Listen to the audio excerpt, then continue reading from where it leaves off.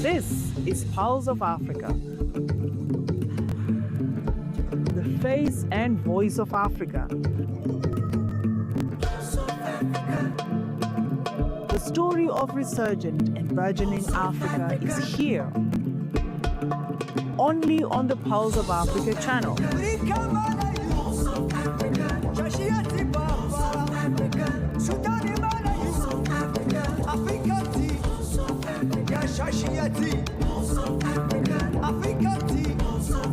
Pulse of Africa, the face and voice of Africa.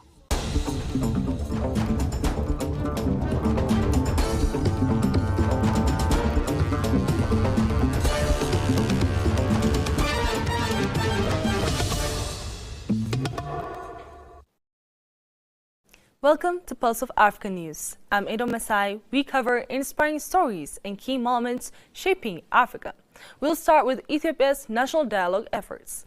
Ethiopia's national dialogue process is increasingly being viewed as a potential African model for resolving deep-rooted political and identity-based conflicts as the country pursues a nationally owned path to sustainable peace without external mediation or state collapse. Talking to POA, Ethiopian National Dialogue Commissioner Dr. Jonas Addae saying the dialogue is designed to address the fundamental causes of conflicts in Ethiopia, including constitutional disputes, governance failures, marginalization, and the politicization of ethnic identity, issues that have repeatedly fueled instability across the continent. He described the dialogue as a nationwide, citizen-centered process aimed at rebuilding Ethiopia's social fabric through open discussion, mutual respect, and collective truth-seeking. Unlike elections or peace agreements that focus on immediate crises, he said Ethiopia's national dialogue targets long-standing structural problems that continue to generate conflicts. In simplest possible terms, Ethiopian national dialogue is an instrument to build sustainable peace in this country, which is hungry for peace. Maybe to go a bit further, dialogue is a process of seeking the truth so as to build, as we said, this social fabric which is being disrupted by continuous sometimes disagreements, sometimes feuds, some other times low-key conflicts, and some other time coming to the level of war. So to dialogue is to search the truth. Where does the fundamental structural cause of the conflict lie? The commissioner further emphasized that Ethiopia's process is nationally and locally owned, distinguishing it from past national dialogues in Africa and the Middle East that failed due to foreign control or elite-driven agendas. While supported by state institutions, the Ethiopian National Dialogue Commission operates through consultations with communities, political actors, civil society, religious institutions, media, and the Ethiopian diaspora. Consultations with Ethiopians abroad revealed strong consensus around the need for constitutional reform, particularly concerns that ethnic-based federalism has entrenched divisions and undermined coexistence. Governance deficits, corruption, identity politics, and dual citizenship were also cited as recurring issues raised during diaspora engagements. Three things we expect at the end of the national dialogue: national consensus, trust between the state and society, and making dialogue a culture of political culture of Ethiopia. He said the dialogue is expected to produce three core outcomes: national consensus, renewed trust between the state and society, and the establishment of dialogue as a political culture, replacing zero-sum politics and armed confrontation. Dr. Jonas linked Ethiopia's internal dialogue to broader regional stability, arguing that domestic unity strengthens foreign policy credibility and supports peaceful management of shared resources, trade routes, and integration efforts. He stressed that African disputes should be resolved through African-led mechanisms, guided by shared values such as Ubuntu and cooperation. across the black world, it is only Ethiopia that came up with victorious stories across Ethiopia through Adwa. That really makes Ethiopia different, unique. Again, we are expecting the third Adwa in national dialogue, the second being GERD. And that uniqueness, number one, based on the commitment of the government, no one forces the government to set up national dialogue. True. It took this one as it is a own long-term strategy to build peace. Yeah. Secondly, when you went down to the people, they say, long overdue. We need it from the very beginning. I wish you were there for 20 years ago, 30 years ago. People, that's why I said, hungry for peace. Okay. We are fed up with war. Time and again, you know, people, we live together, but because of that malfunctioning political system during EPRDF from 1991 to 1918, divided us into ethnic lines according to the people. So now we need discussion, debating, conversations, dialogue. Addressing concerns that the dialogue's recommendations could be ignored, Dr. Yona said political legitimacy in Ethiopia is increasingly tied to performance and responsiveness to public demands, making implementation essential for state credibility. As Ethiopia advances its national dialogue, observers across Africa and beyond are closely watching the process leading towards replicable framework for conflict prevention and state renewal across the continent.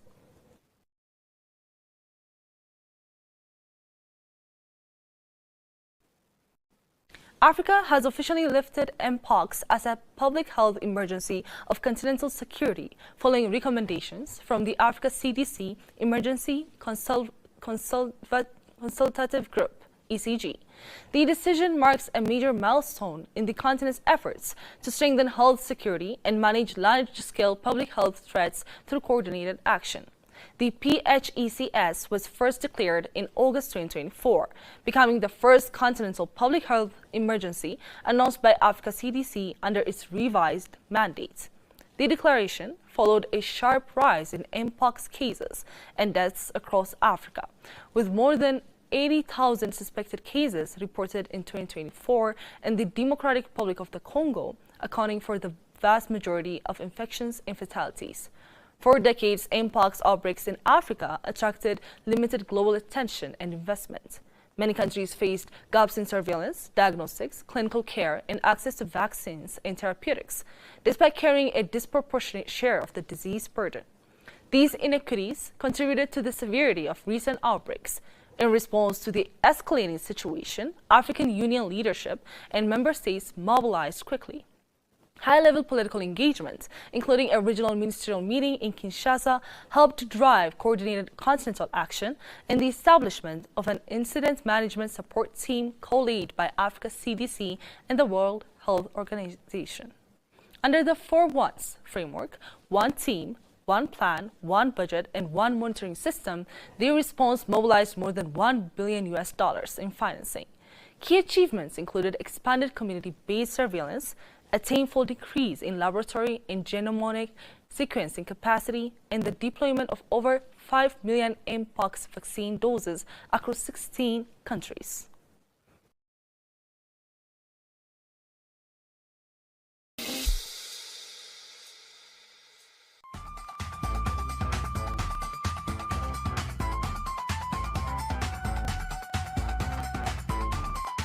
In Ethiopia, more homes and businesses now have access to electricity.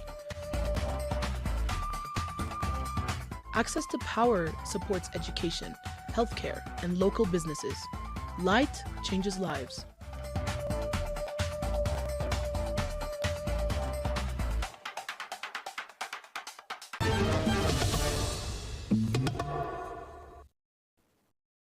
World Monuments Fund and the furniture designer Knoll have announced the winner of their annual prize for the conservation of an historic modernist building. The 2026 World Monuments Fund Knoll Modernism Prize goes to the Australia-based architecture firm Architectus for its work on the historic Africa Hall in Addis Ababa, Ethiopia. Africa Hall stands as one of the most important expressions of modern architecture on the continent, a building that brought together international ideas and local identity at a pivotal moment in the region's history of decolonization and national autonomy. Barry Bergdahl, the prize's jury chair and a professor at New York's Columbia University, said in a statement. From its placement at one of the most prominent sites in the capital of Ethiopia, the only African country never to have been colonized, the architecture combined a functionalist rationality of structure and purpose with the aura of modernism's optimism in the future. Africa Hall, the headquarters of the United Nations Economic Commission for Africa, was designed by the Italian architect Arturo Mizendini. Completed in 1961, it was commissioned by the last emperor of Ethiopia, Haile Selassie. In 1963, the precursor to the African Union, the Organization of African Unity was founded inside. Africa Hall was constructed partially using local stone, and it incorporates a triptych of stained glass windows by the artist Afok Takli.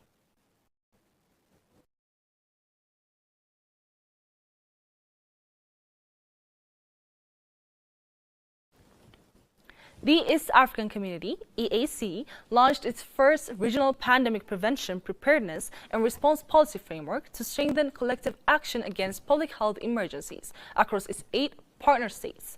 A statement issued by the EAC said the framework, unveiled at its headquarters in Arusha, Tanzania, was approved by the 25th EAC Sectorial Council of Ministers of Health in May 2025. The launch marks a significant milestone in the East African community's efforts to build a coordinated, interoperable, and resilient health system capable of preventing, detecting, and responding to future pandemics. The framework provides a roadmap for enhancing disease surveillance, preparedness, and response, with a focus on equity and the protection of vulnerable populations. It adopts a One Health approach and calls for cross-sectoral collaboration to address disease risks that cross national and sectoral boundaries, the statement said. Speaking at the launch, EAC Deputy Secretary General in charge of infrastructure, productive, social and political sectors, Andrea Aguer Arik Muleth, said the framework draws on lessons from recent outbreaks including Ebola, Marburg virus disease, COVID-19, cholera, and Mpox. Pandemic preparedness is not the responsibility of the health sector alone.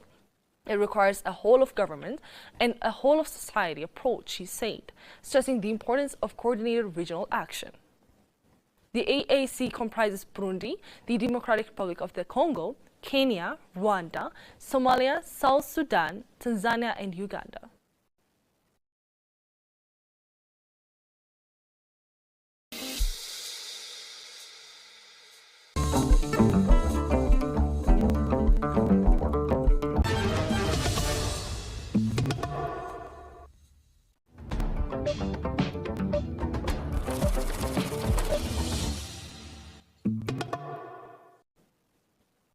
Next up, business news. The African Continental Free Trade Area, AfCFTA, has entered a critical phase of delivery, with leaders highlighting digital trade and the rise of African-owned companies as key drivers of the continent's economic transformation. Speaking at the Friends of the AfCFTA breakfast meeting held on the margins of the World Economic Forum, AfCFTA Secretary General Wamkele Mene said the agreement's legal framework is now complete, marking a major milestone for continental integration. He noted that 50 of the 55 African Union member states have ratified the agreement and that all AfCFTA protocols have been concluded. Many describe the protocol on digital trade as a decisive shift from rulemaking to execution, stressing that effective implementation will depend on enabling cross-border data flows, interoperable digital payment systems, and trusted data protection frameworks. He emphasized that progress on payments remains a core enabler of trade under the AfCFTA. Highlighting the continent's economic potential, many said Africa's digital economy could reach $720 billion by 2050, offering vast opportunities for the continent's youth. However, he cautioned that without adequate job creation, skills development, and inclusive access, Africa's demographic divide could become a liability. Whilst we are in an unprecedented assault on the multilateral trading system and global trade, I don't think anybody ever envisaged that we would be in this situation. I do believe that this is a very compelling moment for the continent of Africa to say, okay, AGOA is gone, markets have dried up, supply chains are disrupted, let's build our own domestic market. It may take some time, maybe 10 years or so, but we don't have an alternative. We have to build a domestic market so that young Africans, by the turn of the century, the youngest working force in the world will be in Africa. And so how do we prepare for young people to be part of Africa's economy?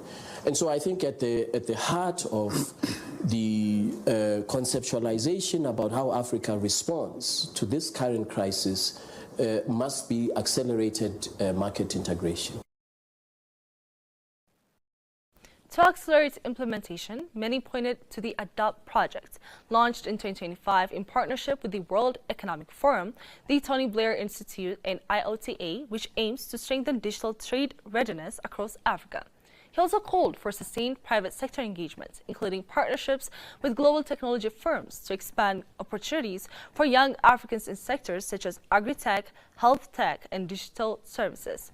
Echoing these sentiments, South Africa's Minister of Trade, Industry and Competition, Park Staal, said Africa's growth is increasingly being driven by its own companies, signaling a shift away from dependence on external drivers of economic expansion. Africa's growth is increasingly driven by its own firms, with fast-growing companies emerging in fintech, digital services, logistics, renewables, agribusinesses, and creative industries. Second, Africa is emerging as a major data and digital market, with its scale, diversity, and cultural richness creating uniquely valuable data sets. Third, scale does matter. Africa's population is projected to reach around 2.4 billion by 2050, with a rapidly expanding urban middle class. This makes Africa the single largest growing market of the future. Staal said the trend underscores the need to strengthen industrial policy, expand access to finance, and deepen regional integration to help African companies scale across borders. He added that the AfCFTA provides a critical platform for businesses to access larger markets, build regional value chains, and boost intra-African trade. The minister reaffirmed South Africa's commitment to working with continental partners to promote industrialization, entrepreneurship, and sustainable growth, positioning African firms at the center of Africa's long-term economic transformation.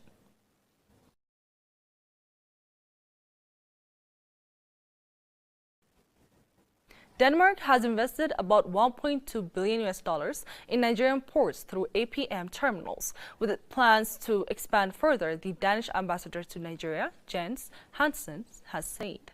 He disclosed this during a courtesy visit to the Minister of Marine and Blue Economy, Mr. Adegboyega Oyetola, in Abuja. Hansen congratulated Nigeria on its election into Category C of the International Maritime Organization, IMO Council, describing it as recognition of the country's growing leadership in global maritime affairs. He noted that the position gives Nigeria a strategic platform to influence international maritime policy and ocean governance. The ambassador said Denmark and Nigeria shared common interests in the marine and blue economy, adding that Denmark is open to deeper collaboration, particularly in renewable energy, wind power, and green maritime technologies. In his response, Oyetola welcomed increased Danish investment and assured investors of a favorable business environment, strong institutional support, and attractive returns in Nigeria's fast-growing maritime sector. The minister thanked Denmark for its support toward Nigeria's IMO Council election and commended APM terminals operations in Apapa and One ports, describing them as a strategic contribution to port modernization and efficiency.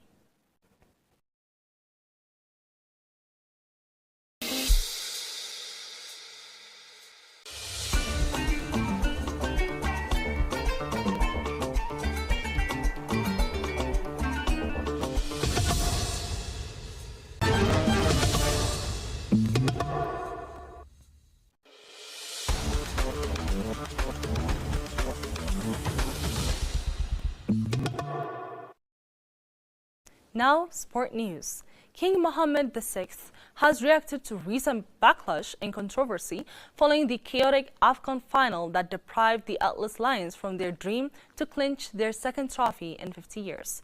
In a royal cabinet statement, King Mohammed VI acknowledged that the closing minutes of the AFCON final match between Morocco versus Senegal were marked by unfortunate events. He said the final match witnessed quote-unquote regrettable incidents and that deeply deplorable behavior occurred. For the monarch, however, it remains nonetheless that once passions have subsided, inter-African fraternity will naturally prevail. For a Moroccan success is also an African success. The king also expressed pride that Morocco offered its soil to host a month of popular joy and sporting emotion and to have contributed to the prominence of Africa in its football. Recalling the success that Morocco recorded in hosting a world-class tournament, the king is convinced that such hostile schemes will never reach their aims. For the king, the Moroccan people know how to balance matters and not to be drawn into resentment and discord.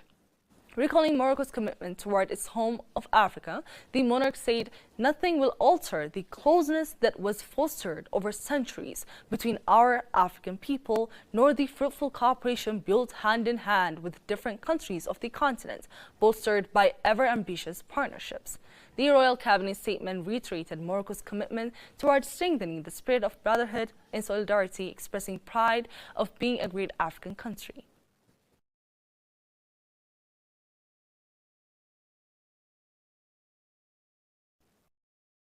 Let's take a look at the weather forecast across Africa.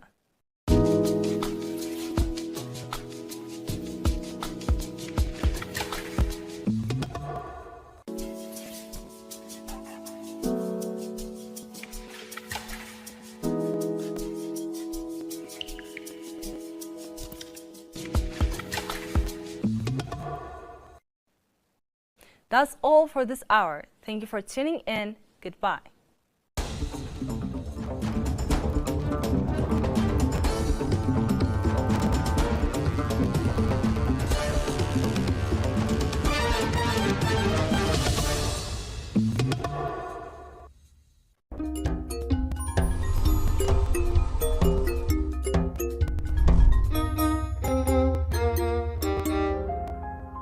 Africa is rich in essential minerals such as cobalt, platinum group metals, uranium, oil, and copper, which are crucial for global green energy initiative and technological progress. Although these resources position Africa as a key player on the world stage, their dominance by external entities restricts local advantage and sparks worries about the continent's sovereignty and ability to achieve sustainable development. In today's roundup, we explored the theme Africa's critical minerals, strategic assets and sovereignty challenge. I am your host, Zelalem Ibeltal, alongside my colleague, Gamachisa Mendida. How are you today? I'm good, Zelalem. Let's start with Africa's mineral resources, its endowments. How Africa is endowed with mineral resources? Of course, Africa is the world's premier source of numerous critical minerals, especially, in a time when this green technology is being implemented throughout the world. The need for the world to go away from fossil fuels to green energy sources, such as, of course, sunshine and, of course, batteries, then Africa's minerals are said to be, very, very important. Of course, I just would like to begin with mentioning the countries in Africa that are endowed with, these critical minerals. If we start with, just the most famous one, the Democratic Republic of Congo, DRC, around 70% of global cobalt reserves, vital for electric vehicle batteries, and energy storage systems, is the one that we can say, very important. South Africa is, of course, the next. Of course, it has, platinum group metals used in catalytic converters for emissions control, gold and diamonds. We have also Namibia, that is known for its uranium deposits, and Nigeria, of course, it's Africa's leading oil producer. And we also have, Zimbabwe and Zambia, which are, very rich in copper deposits. And North Africa, of course, Libya and Algeria, these are also major oil and natural gas producing or exporting countries. we can say, Africa is, generally speaking, a continent endowed with, very critical, important minerals. We can talk about, minerals that have not been discovered in many African countries as well. Since, Africa is, a vast continent where of course, countries do not use, technology to discover, the wealth they have. We cannot say for sure, this country has only this or that resource, that mineral. If we just go deep, it is very likely that, we find deposits of very important critical minerals that, the world needs. As you said, there are enormous African countries which are endowed with minerals. In many parts of Africa, almost in all parts of Africa, there is abundant mineral wells. For example, if you go to Central Africa, like the one you mentioned, Democratic Republic of the Congo, it's abundantly endowed and blessed with natural resources and mineral wells. For example, recent researches indicated that the mineral wells of Democratic Republic of Congo could be 24 trillion US dollar. 24 trillion US dollar. Of course, the land size of Democratic Republic of Congo is also vast. It's equal to the size of West Europe, or a quarter of the United States of America. So in terms of geography, in terms of land size, Democratic Republic of the Congo is very vast. But more than that, what's important is the mineral wells beneath the soil of Democratic Republic of the Congo.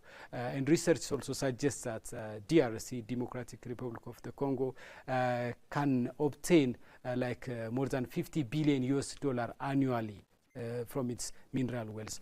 But because of multitude of factors, because of many and complex factors, Democratic Republic of Congo is not utilizing its mineral wells. Of course, we will come to the limitations and the drawbacks and the problems with regard to the utilization, proper utilization of mineral wells later in our discussion. In many parts of Africa, for example, as you said, in the West African region, countries like Ghana, Cote d'Ivoire, Nigeria, and others are endowed with mineral resources. For example, if you take Nigeria, the largest populous country in Africa, endowed with oil and gas reserve.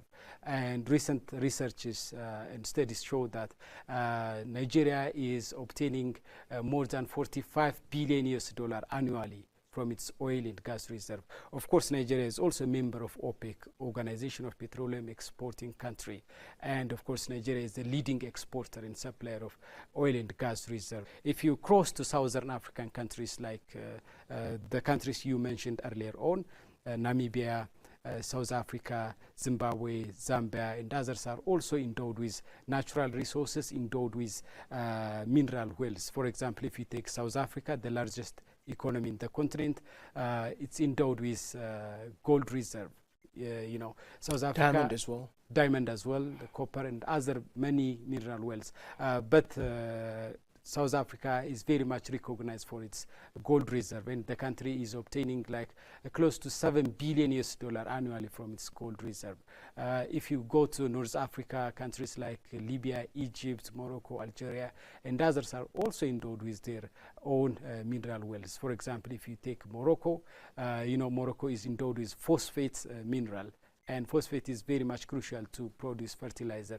And of course, Morocco is getting close to 10 to 13 billion US dollar annually from its fertilizer, which is produced from its phosphate mineral.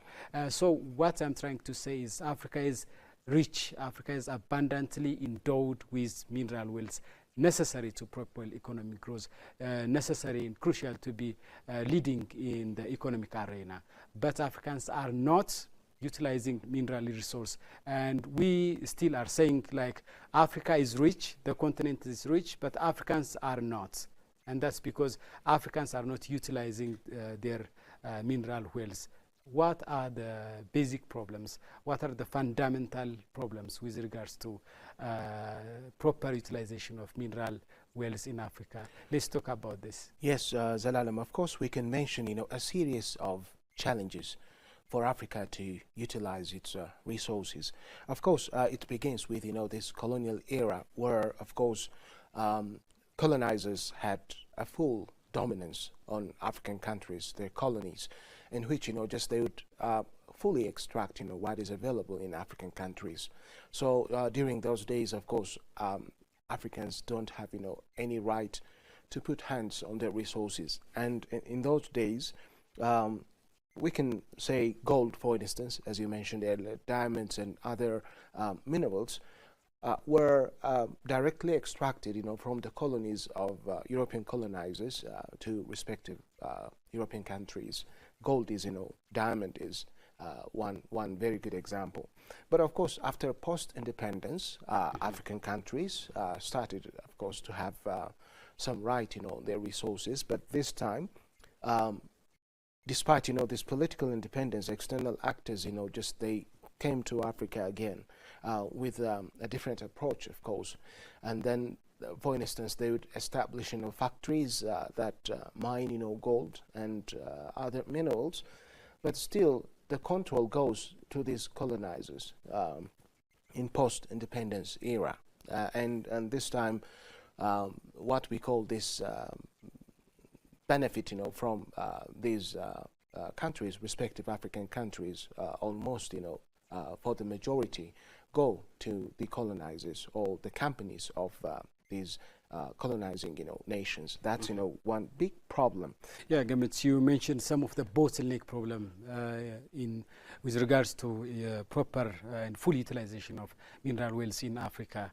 For example, you said colonization is the factor, but to be honest, Gamit, colonization could not be as such a problem for African countries. I mean, there is no doubt, there is no question that colonization has hampered, has impacted negatively. No. Of course, there is no direct colonialism these days. Yeah, but, there is no direct colonialism yet. Yeah. I get you. But the problem is, they emanate from the mentality of colonial era. Okay. So in those days, they blatantly, tell you that, this resource is for them, not for you. Yes. But at least, after these African countries, set free from that colonial era or colonialism, exactly, they are supposed to have, just that right to utilize, their own resources. But this time, these, I would say, still colonizers, just they come up with packages that benefit only them, not, just the local people or citizens, in African countries.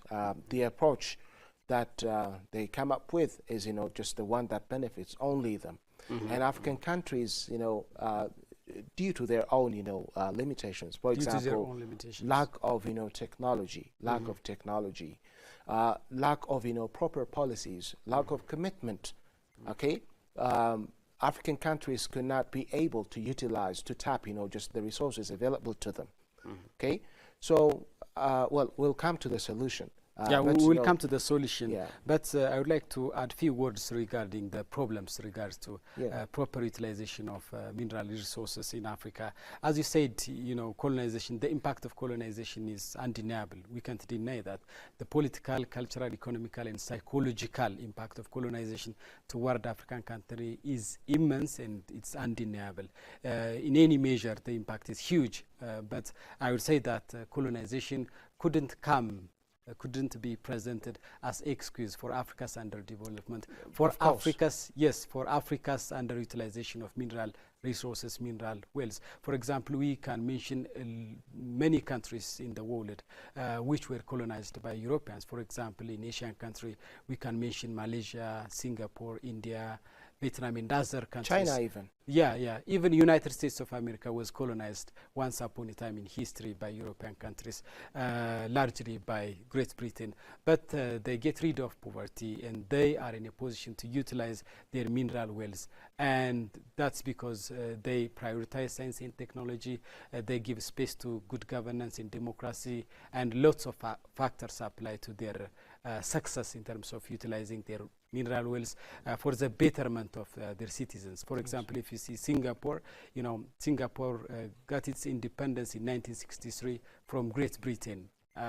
Like many African countries, many of African countries obtained their independence from their colonizers in the 1960s and in the 1970s. So for more than half a century, they live in autonomy, in a great, significant amount of autonomy and independence to govern their resources, to dominate their resource, to utilize their resource, but they have not utilized their resources to lift millions of their people out of poverty. So there are factors, as you listed.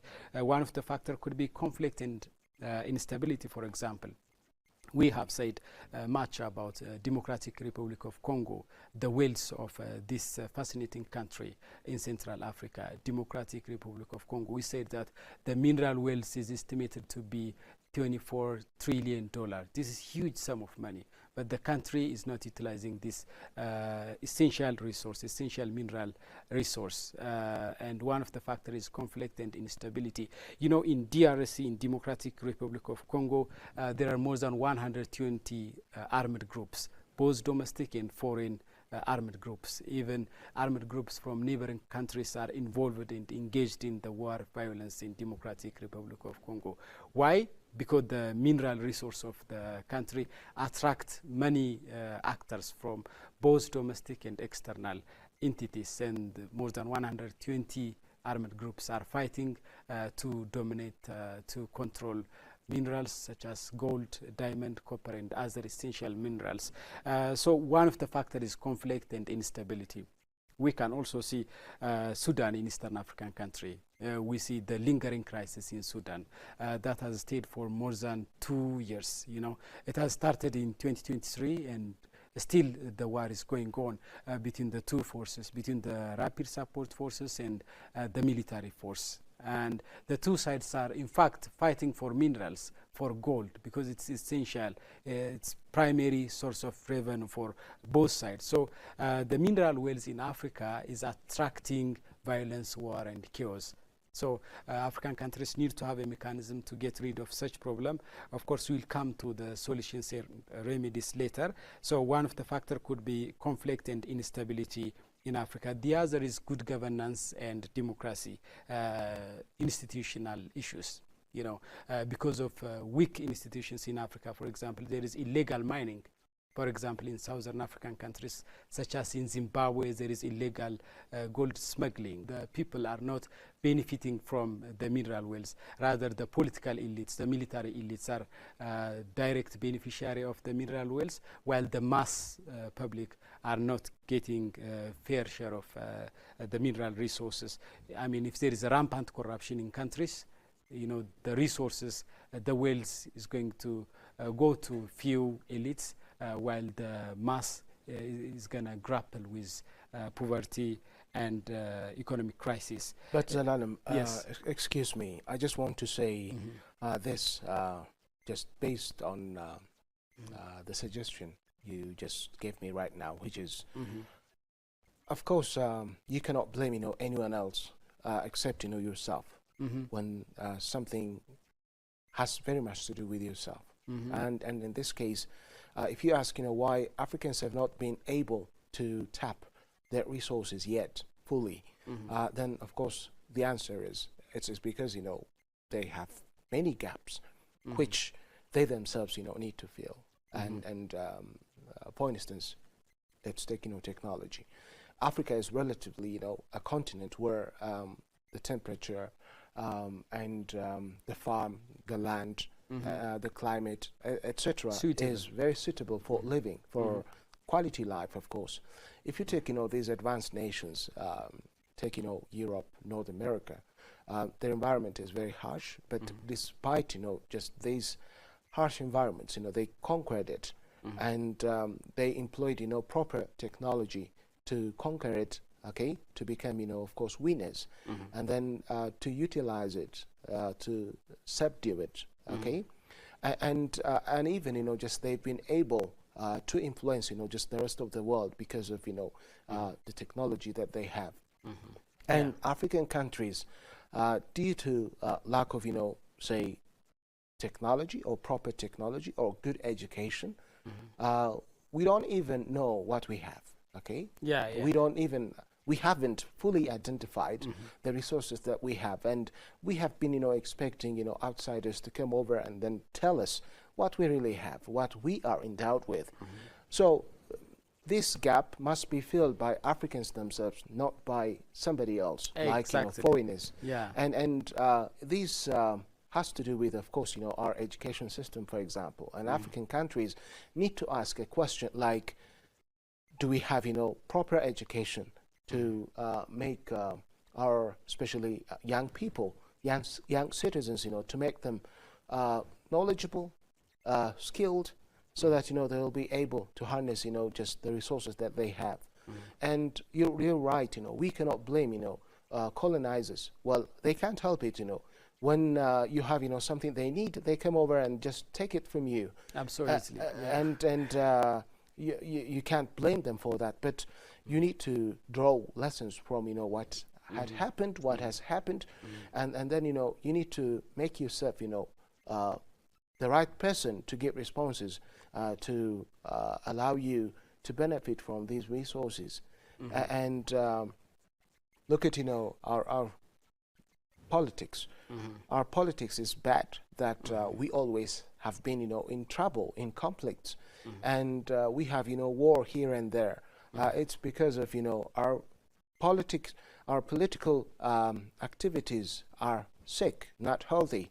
So African countries, Africans in general, need to ask this question: what kind of political endeavor or scenario should we have, in order to allow us to extract our resources, to use our resources, and then, to stand as nations, okay, healthy nations. Yes. And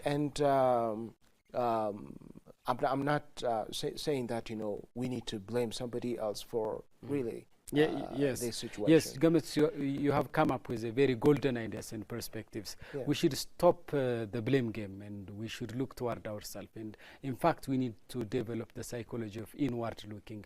We have to start from ourselves, what we have done, what we have not done. And as you said, all starts with identifying and figuring out the resources we have, what we do not have.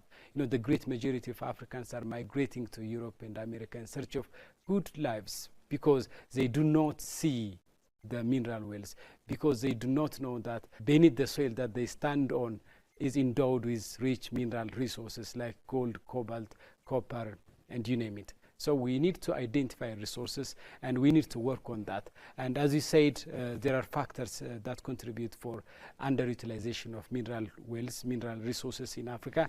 And one of the factors is lack of science and education. There is also a mismatch between our resource and our education. African universities are educating thousands and millions of graduates, but those graduates are not figuring out the problems of their specific country, and they are not come up with a solution.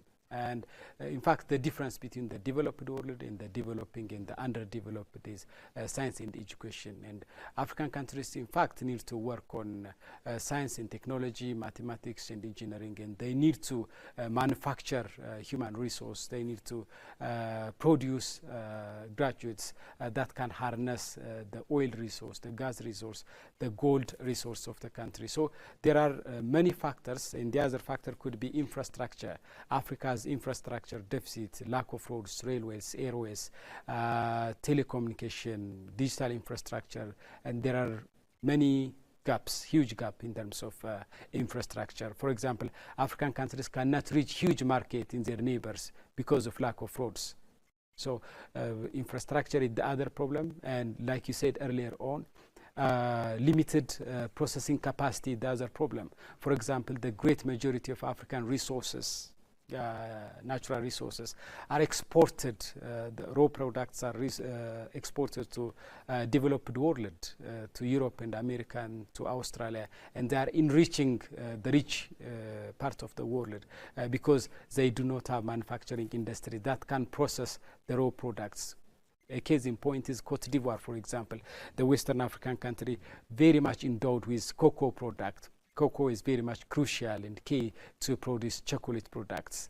But Cote d'Ivoire is not producing as much chocolate as its potential. In fact, the country is exporting much of its cocoa raw product to Europe and America. And those countries are utilizing the product, the resources of Cote d'Ivoire. So the rich part of the world is in fact utilizing the resources of Africa. So African countries need to be awakened, and African countries need to ask themselves and need to pose critical question why we are underdeveloped while we do possess such abundant natural resource. So we have to develop the psychology of inward looking. There are many factors, but I think it's critically important to go to the solutions. What are the remedies?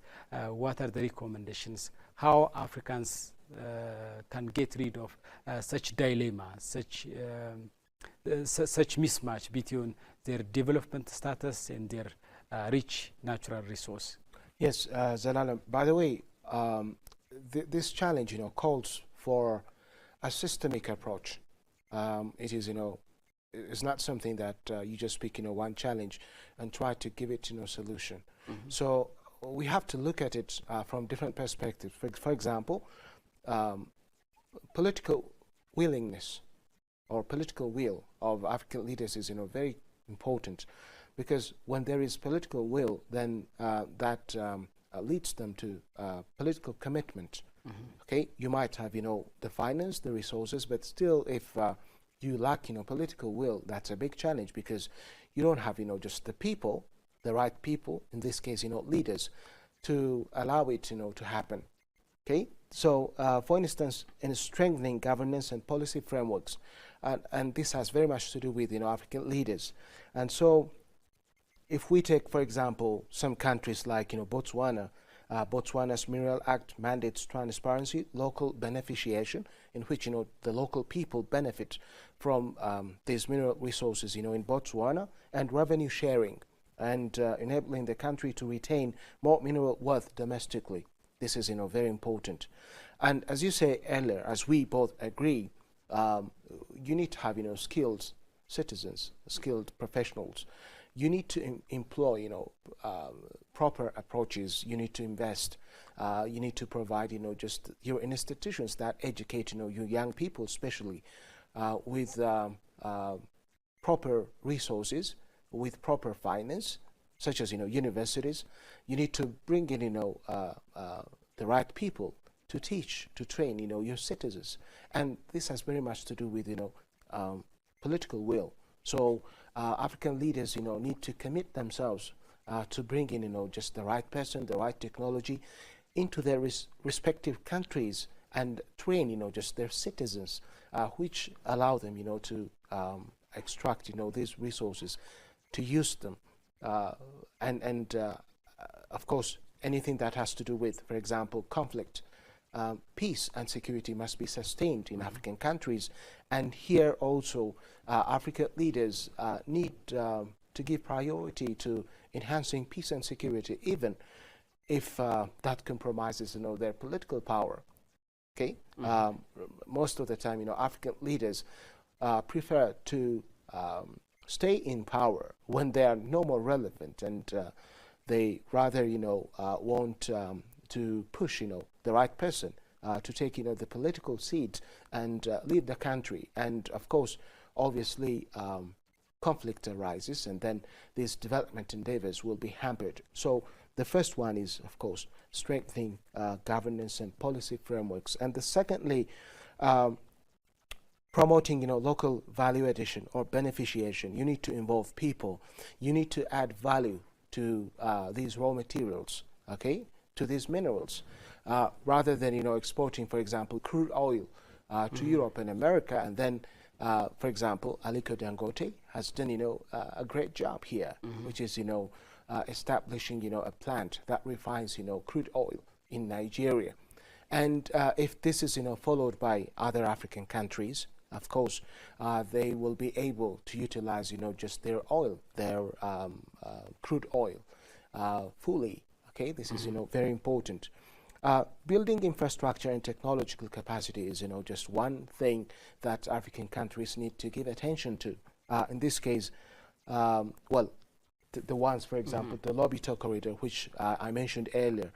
Well, the infrastructure is, just this train railway, of course, and exactly, from Central Africa to the corridor to the port. And what it does is only to transport, these minerals, nothing else. And here you need to build, roads, okay? You need to build ports, you need to build, energy infrastructure, so that you'll be able to involve, citizens of African countries. I mean, you have mentioned some of the most important solutions to the proper utilization of natural resources, natural endowments and minerals in Africa, like infrastructure and sustaining peace and stability, working and investing on the burgeoning youth population through education and others. Yes. And those are very critical solutions.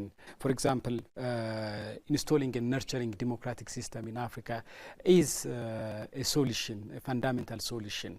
We have said that those mineral-rich areas in Africa are attracting violence and war. Part of the problem is lack of democracy, lack of stability. So African countries, in fact, need to install and nurture democratic system, because the democratic system by its very nature brings transparency and accountability. If there is transparency and accountability, there will be a platform whereby people ask their leaders, ask the officials, people in power about the mineral resource, about the revenue obtained from those mineral resources, so that the mass public is going to get fair share of the mineral wealth, the mineral resource. So transparency and accountability can be revealed through democratic systems. So nurturing and installing democratic system is fundamental for proper utilization of mineral resources.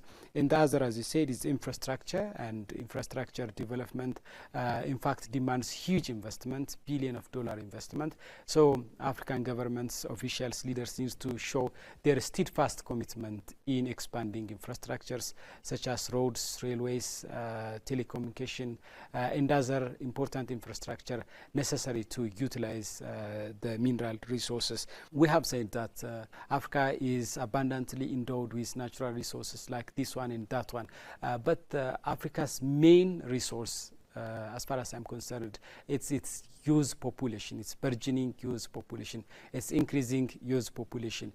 More than 60% of Africa is filled with young people, and this is critically important at a time where many of the world, many continents of the world like Europe, Australia and America are grappling with aging population. There in the developed world, we have witnessed burgeoning aging population, while in African continent we are looking burgeoning youth population. So we have to utilize this demographic dividend as well. So African countries need to work on their youth, which is very much important to utilize their resource effectively and efficiently. Do you want to add some more? I want to add really. We need, strong government systems, okay? So citizens and governments need to work in collaboration for this to happen. African governments need to be strong enough to establish, okay, these institutions, just that manage the utilization of these resources, the extraction up to the utilization process need to be, controlled or managed by institutions. And of course, African governments, need to stand tall here. They need to be strong, powerful enough. And for this, citizens need to do, what is expected of them. In many African countries, we don't have peace and stability. Citizens and respective governments need to work together, okay? And for this, there must be democratically established institutions in respective African countries. When they cooperate, when they collaborate, and then you will be able to fight, corruption, for example. Let's say a certain country's, crude oil export revenue, goes only to the leader, and in which, there's no institution that follows this. And the leader of this country can do whatever he wants or she wants with this revenue. In most cases, of course, it is very obvious that African leaders, they deposit, their incomes, okay, which they have collected, unlawfully elsewhere, like, in European banks, in the US banks, etc. And this hampers, the development of respective African countries. The point here is, of course, African countries, need to work in collaboration with their people in such a way that they establish, institutions that manage, these resources. The next point that I would like to mention is regional cooperation and collective bargaining. This is very important. Well, unity is very important. Unity amongst, African nations, and working in collaboration with, regional and global institutions such as, the African Union. When countries come together and when they collaborate with the African Union, obviously, they will have, a strengthened capacity to allow the implementation of, say, production of extraction of their resources or utilization of their resources. And, for example, we have regional institutions. SADC, for example. Okay. Yeah, there are so many regional organizations. They need integration and cooperation between and among countries of Africa through infrastructure. Yeah, and even they need to they need to work towards having a homogeneous or a uniform approach to deal with mineral extraction, utilization, etc. And so if they stand only separately, then their power becomes, of course, separated. Yeah, and they will not be strong. Less. Yeah, and that reminds me of the imperatives of working together. African countries need to work cooperatively in the sense of brotherhood, and that, of course, reminds me of the saying of the famous notable African writer and author called Chinua Achebe. Nigerian author. Once he said in his book Arrow of God, when brothers fight, the enemies will reap the harvest. African countries need to strengthen their solidarity and unity.